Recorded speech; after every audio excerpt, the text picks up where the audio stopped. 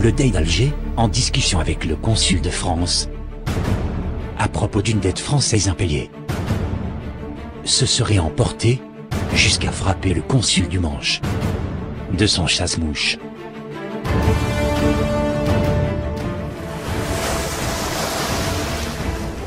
Alors, la France évacue son personnel diplomatique.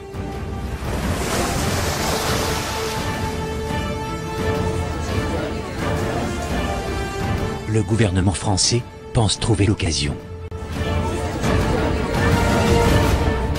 pour renforcer son autorité par un succès militaire. Et aussi pour détourner l'attention des Français sur leurs difficultés politiques intérieures.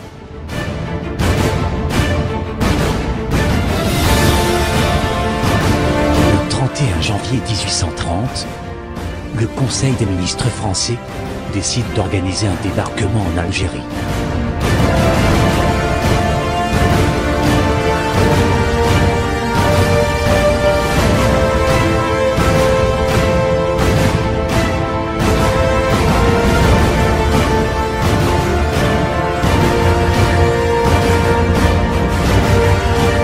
Le 11 avril, le roi Charles X nomme le général de Bourmont le chef du corps expéditionnaire d'Alger.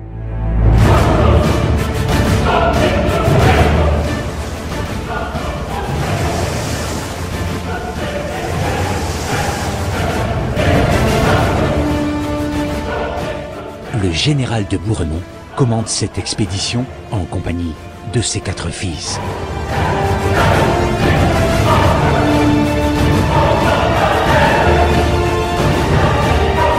Les navires prennent la mer le 25 mai.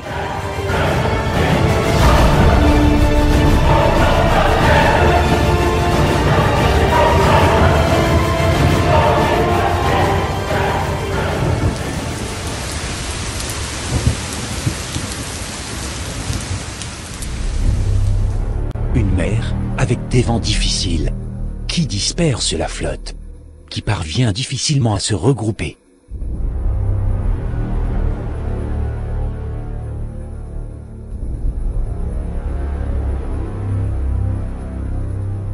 Le 14 juin, les troupes françaises débarquent sur la plage de Sidi Frej, à 25 km d'Alger.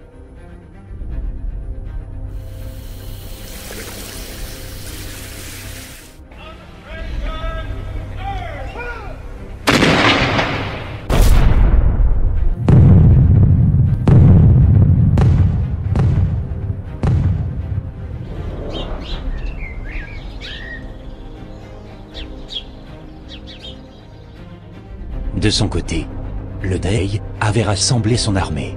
Le commandement a été confié à l'Agha Ibrahim, le gendre du Dey.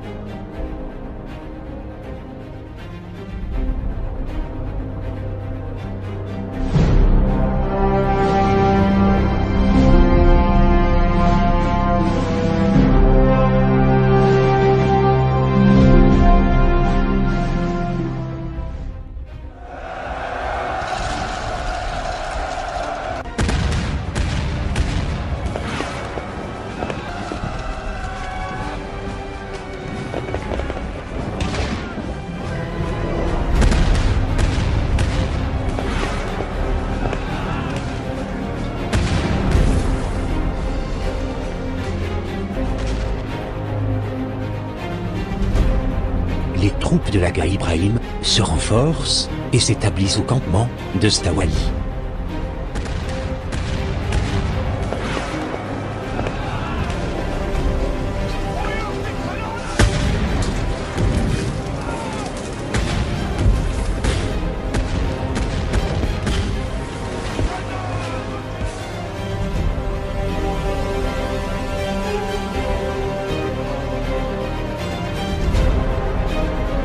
À Alger, c'était la panique dans toute la ville.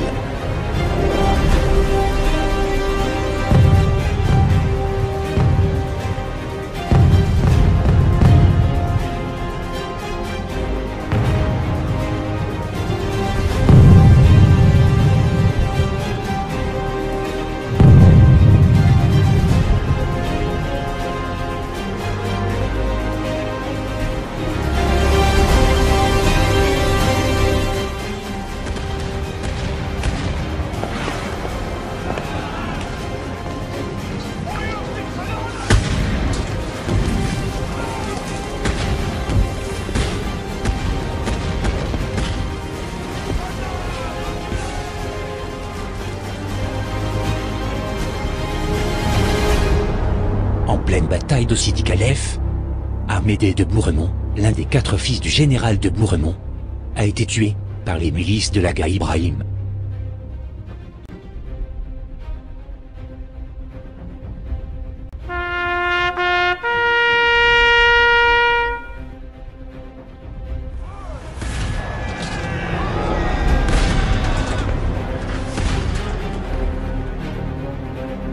Le 2 juillet, les combats se concentrent autour de la citadelle de Fort-l'Empereur. Le Fort-l'Empereur est une forteresse ottomane, située au sommet d'une colline, qui couvre le sud d'Alger.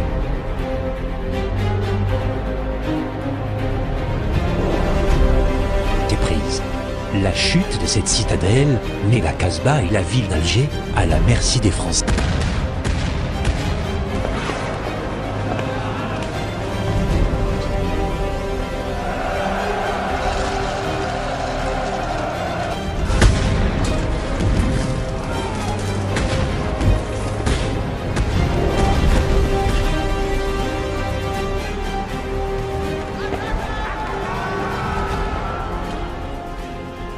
Le Fort-Empereur est pris le 3 juillet.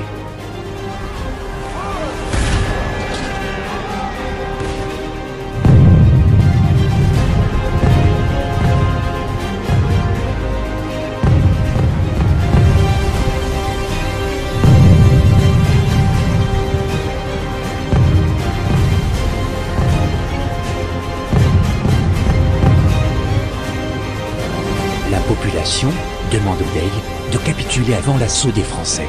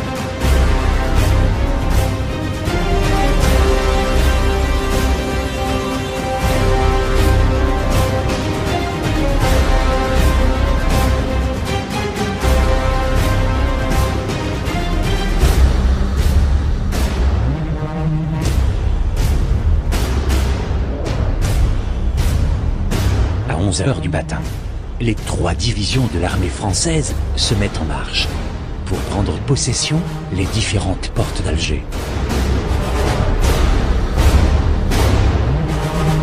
La porte de Bebjdid, la porte de Bebelwed et la porte de Bebazoum.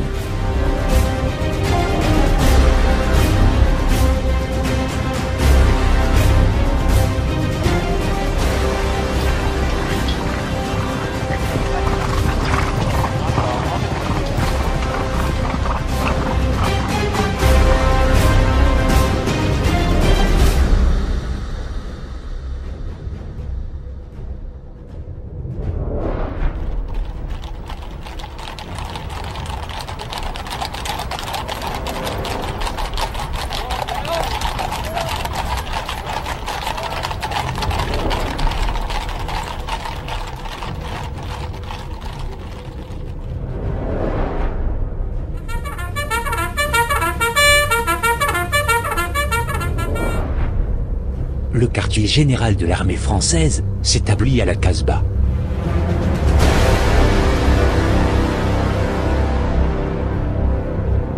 Après son entrée dans la Casbah, le général de Bouremont fit chanter le Te Deum. Selon lui, c'est pour remercier Dieu de la victoire qu'il venait d'accorder aux Français.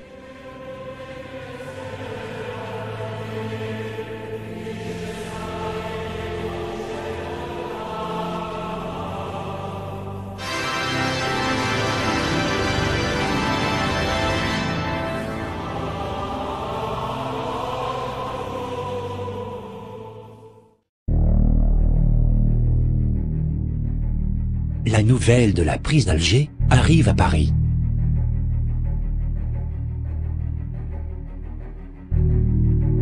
Le roi Charles X envoie au général de Bourmont le bâton du maréchal de France.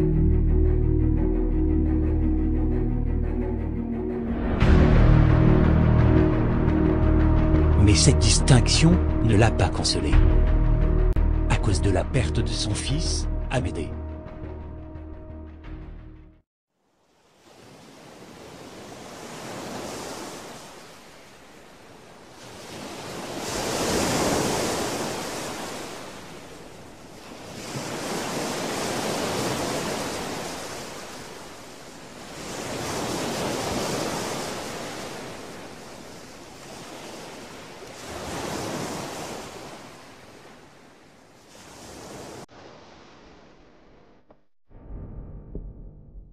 Le matin du 5 juillet, le Dey et sa famille et ses proches ont quitté le palais de la Casbah.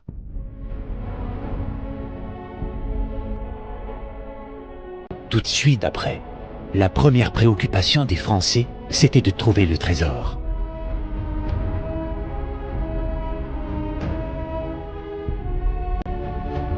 Ce trésor est accumulé pendant des siècles par les gouverneurs d'Alger.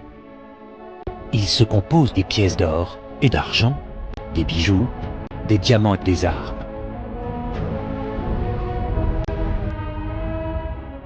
Le général de Bourmont avait établi une commission d'investigation concernant ce trésor.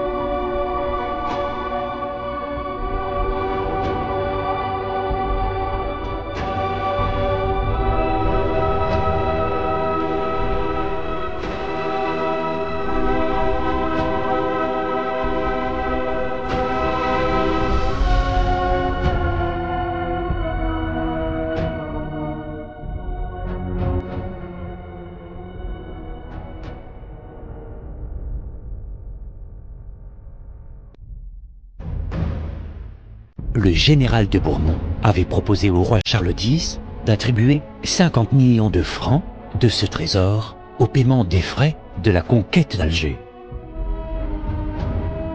et 3 millions de francs en gratification à l'armée expéditionnaire.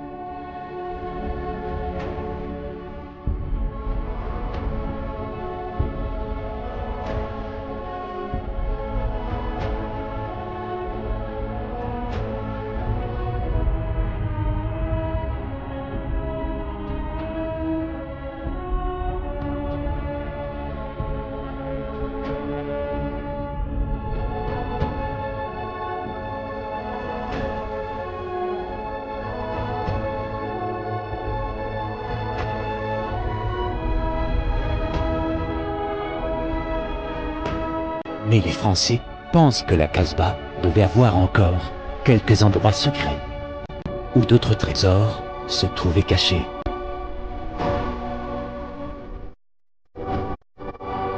On questionna les employés du Dey séparément. Mais ils n'avaient aucune information à donner.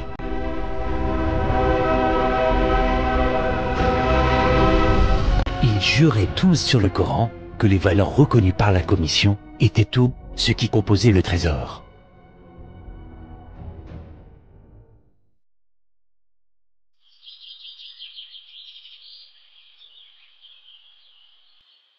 L'ex-Dey d'Alger attendait paisiblement dans une maison particulière. Il avait cru que le général de Bourmont viendrait lui faire une visite. Mais finalement, c'est lui qui a demandé une entrevue.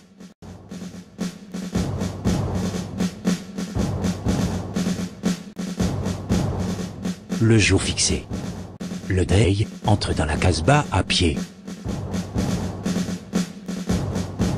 Le général de Bourmont le reçoit dans la grande cour et il l'invita à déjeuner avec lui.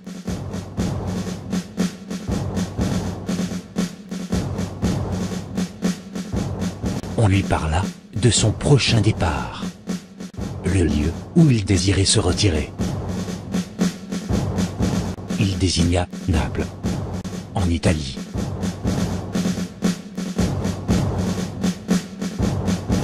Le Dey donna au général quelques indications sur les revenus de la régence d'Alger.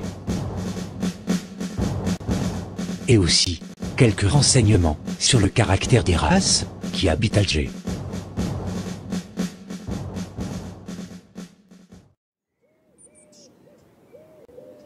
Puis, il exprima le désir d'entrer dans le salon d'audience, le lieu où il a gouverné la régence d'Alger pendant 12 ans.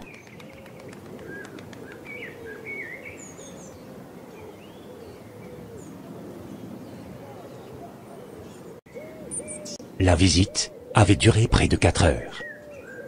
Le Dey sentit qu'il n'était pas convenable de la prolonger plus longtemps et témoigna le désir de se retirer. Le général lui serra la main et les officiers de l'état-major l'accompagnèrent jusqu'à la porte extérieure de la Casbah.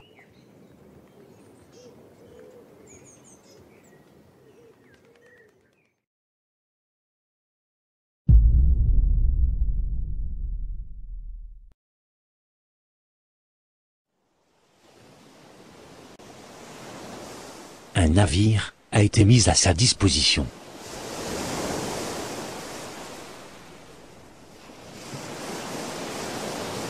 À 8 heures du soir, il sort de sa maison avec ses femmes et tout le reste de sa famille. Ils étaient au nombre de 110 personnes.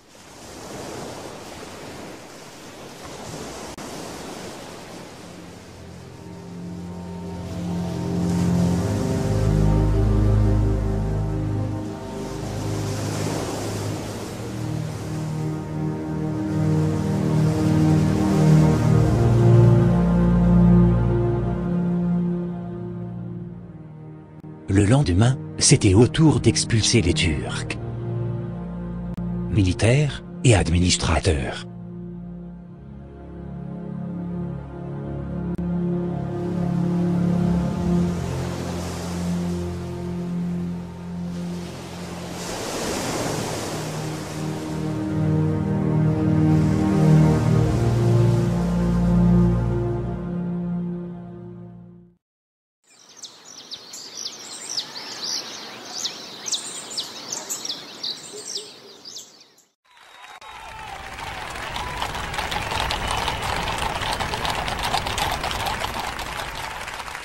À Paris, le roi Charles X se rend aux cathédrales de Notre-Dame pour assister au Te Deum à l'occasion de la prise d'Alger.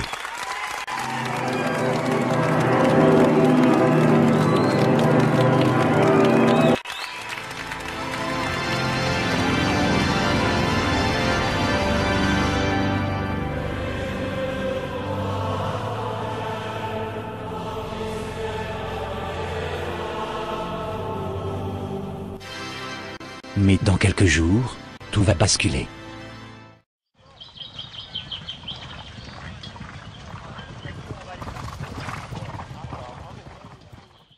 Croyant que l'opposition libérale veut renverser la monarchie, Charles X dissout l'Assemblée nationale, modifie le système électoral et supprime la liberté de la presse.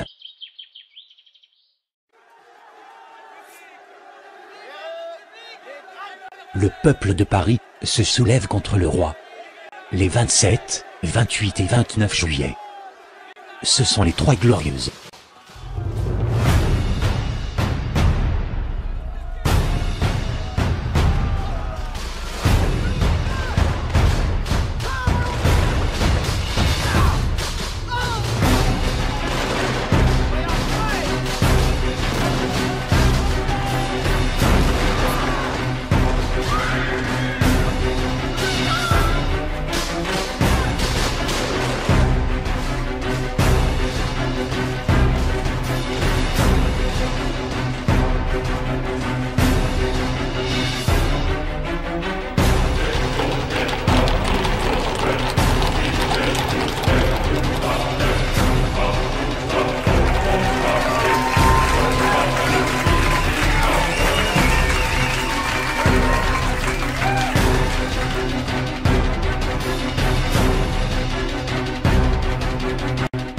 Émile Mélinet, dans la garde royale, prête serment au nouveau roi, comme l'ensemble de l'armée française.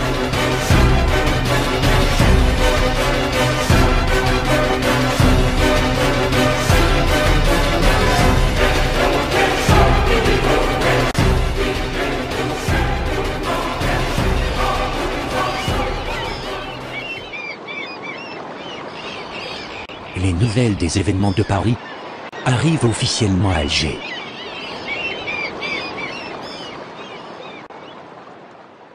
Le général de Bourmont apprend que le roi Charles X et sa branche étaient complètement déchus et que Louis-Philippe avait été proclamé roi des Français, sous le nom de Louis-Philippe Ier.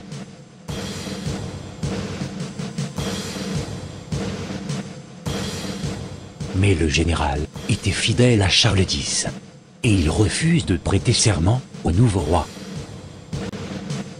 Alors, il fut considéré comme démissionnaire, et remplacé par le général Clausel.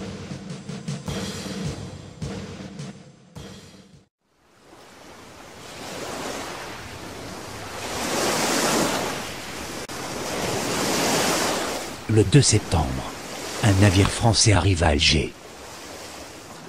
À son bord, le général Clausel.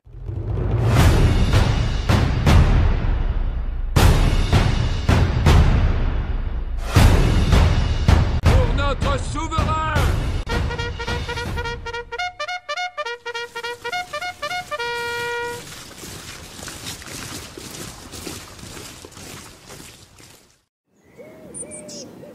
Il se rend immédiatement auprès du général de Bourmont.